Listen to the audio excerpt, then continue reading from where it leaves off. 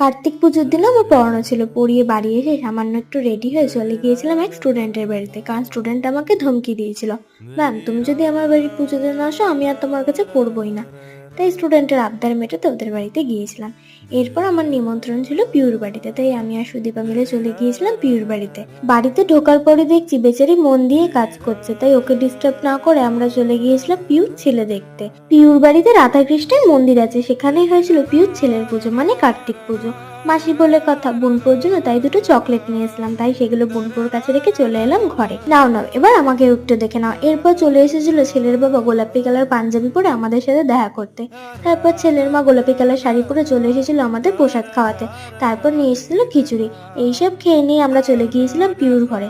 সেখানে বসে বেশ অনেকক্ষণ গল্প করে নিলাম আর খানিক ছবিও তুলে নিলাম। পিউর বাড়ির কার্তিক পুজো সুদীপা আর বিতিকার জন্যই শুরু হয়েছিল, যদিও বিতিকা আজকে আমাদের সাথে যেতে পারেনি। আজকের জন্য এইটুকু, এটা বাই।